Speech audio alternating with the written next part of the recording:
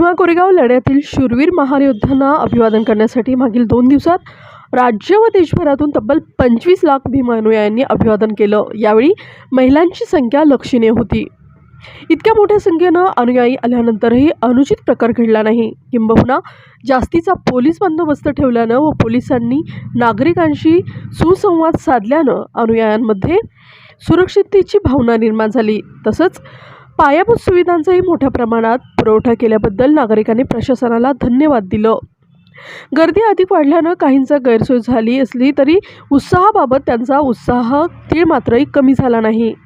एकंदरीत जिल्हाधिकारी राजेंद्र देशमुख, सहपोलीस आयुक्त संदीप कर्णिक यांनी तसंच बार्टी महासंचालक कार्यालय, सार्वजनिक बांधकाम सह जिल्हा परिषद पुणे यांनी केलेल्या सांघिक प्रयत्नांना यश मिळालं।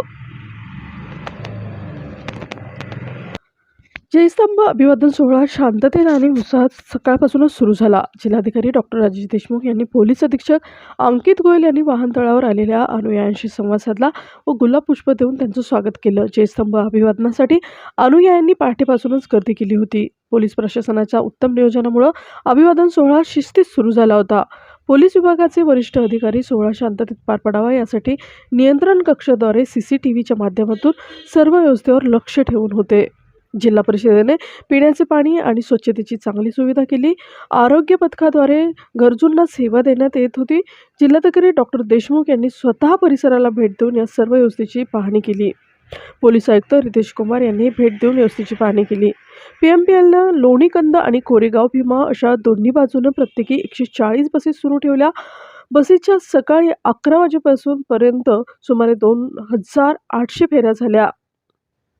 केंद्रीय सामाजिक न्यायमंत्री रामदास आठवले यांनी जयस्तंभ पुष्पचक्र अर्पण करून अभिवादन केलं। तत्पूर्वी जिल्हाधिकारी डॉक्टर राजेश देशमुख यांनी जयस्तंभास पुष्पचक्र अर्पण करून अभिवादन केलं। यावेळी जिल्हा परिषदेचे मुख्य कार्यकारी अधिकारी चंद्रकांत वाघमारे उपस्थित होते।